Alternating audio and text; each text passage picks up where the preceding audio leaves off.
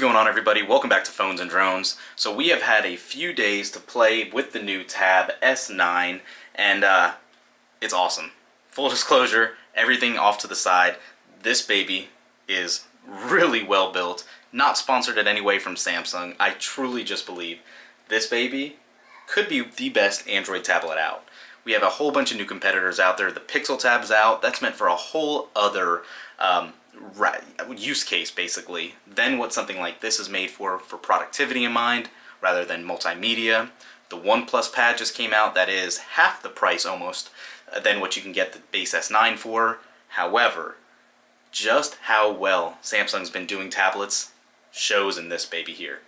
With them just implementing AMOLED displays on the base version as well as the Plus and Ultra, takes this to a new level, and I am really glad to see what they did here. So like I said, that was a spoiler alert. We're definitely satisfied with it, but I want to go ahead, jump into it, tell you guys some of our feelings, and where we think it does still have opportunities, as well as how optimized the software is, how that Snapdragon 8 Gen 2 chip works, and some other details. Gaming, let's look at some video editing. But yeah, let's hop right into it. Let me know what you guys think. Thumbs up this video, subscribe down in the comments, leave us one, let us know what you think. Let's go. Once you actually get into the device, you do have an in-display fingerprint reader, as you can see right here, and it is somewhat quick. Let's do that again. And if you go ahead and double tap it, it's not the fastest in the world, but it does work pretty well. Once you actually start interacting with the device, you can see that dynamic 120 Hz panel works very good. It does go from 60 to 120 Hz. It is fast, it's responsive, and it does look really good and vivid. And one of the first things you're going to notice, if you're especially coming from a S8 or something prior, this AMOLED display blows away last generation screens. This is something you want to use, you want to hold and use to consume media, being productive, whatever the case might be. This is actually really good. One other call out too, and I said this early in some of the comments, if you guys follow, you'll know. If you go into battery life on this has been good. It is still learning. It takes a few days for Samsung devices in general to actually get to their optimized battery life. As you can see here, it still says using learning patterns. But with a little bit larger battery on this version, with the more efficient Snapdragon 8 Gen 2 4 Galaxy chip, it has been pretty good for our battery life. Obviously, you're not going to be able to see here fully what's been going on and all that. But yeah, can't give an accurate battery assumption yet just because of the learning patterns. So it's something to consider, but from inputting or intaking media, using it as a media consumption device, using it for some gaming, light gaming, but using it for gaming nonetheless, it has worked very, very well. Speaking of gaming, let's go ahead and actually jump right into that. Let's look at PUBG on here. And I played it a little bit earlier. I can tell you, it does load in the settings at Ultra HD. The graphics look really great. It does run quick and smooth. I haven't seen this actually get too hot yet, which is very surprising considering I put it on UHD mode for graphics. So hopefully that's a good sign. If you do heavy intense gaming, it will actually retain its cool active cooling to help out a little bit. Or I should just say cooling in general. Let's skip all this again, and if we go into settings, you can see, just like I was talking about under graphics and audio, we're at Ultra HD. It does pick up all this. Frame rates, you can go to Ultra if you would like. Say OK. So obviously we have Ultra HD for our graphics. Frame rate is on Ultra. If you go to start a matchup, let's go ahead and load this. Okay, so as you can see, the graphics do look pretty smooth. No issues here. You can see there's a little more texture on the, basically on the rocks and all that. But yeah.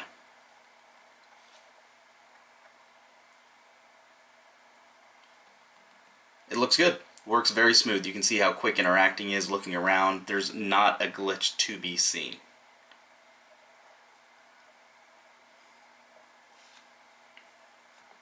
again, you can see, I think, just how good this actually looks and is operating. So, what do you guys think about how this looks so far?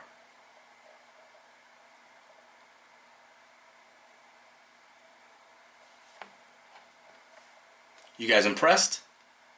I know we've played this on some other tablets not running a flagship processor, like a MediaTek one and all that, and it did not look the best. It was very choppy, and it got very warm. So far, this is not even breaking a sweat.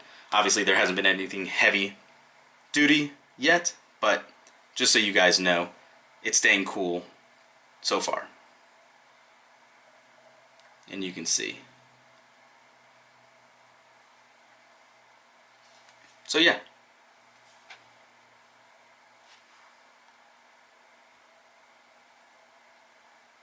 There we go.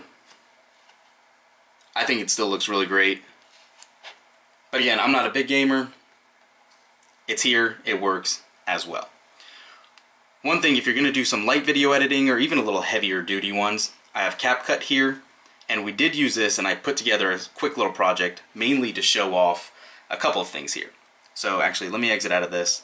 If you're in CapCut, if you're familiar with the program, you can see I recorded these two clips earlier with the actual Tab S9.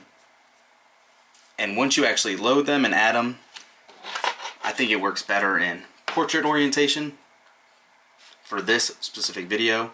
And if you play it, not only can you see the video quality from the Tab S9, leaves a little bit to be desired, kind of grainy and all that, but you can see just how smoothly scrubbing through video is. If you wanted to add text, lyrics, whatever you might need, it all loads up very seamlessly. If you want to add a new animation, let's just say we want a ripple effect, we'll add another circle effect. Let's add something over here.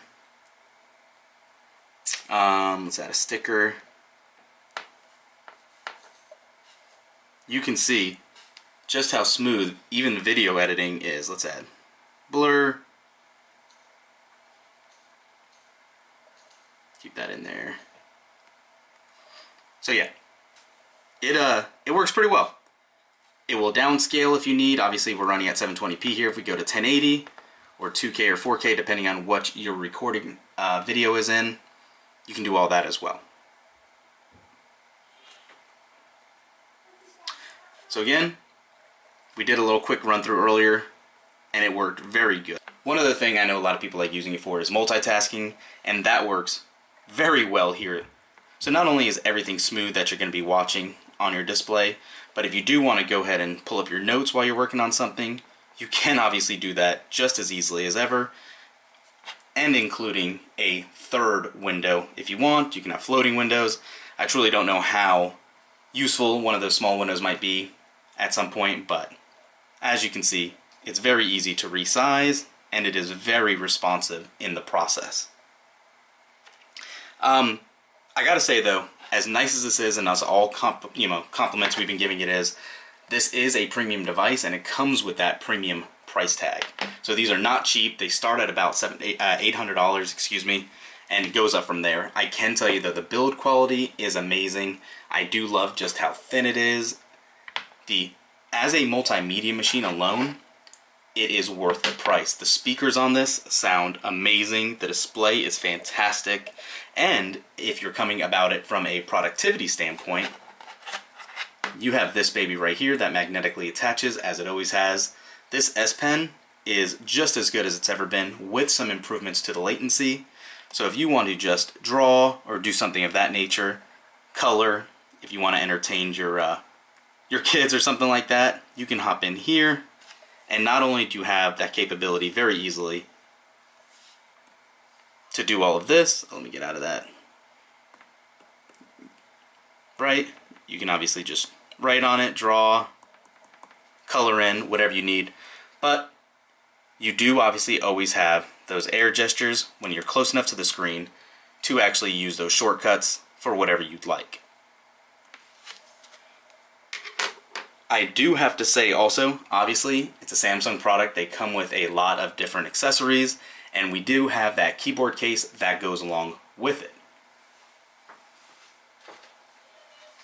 If you missed our other video for it, I think this is one of their better accessories and better built ones they've had recently, with the individual pen spot here to hold it, or I should say to cover it, and then also obviously just how thin this keyboard case is.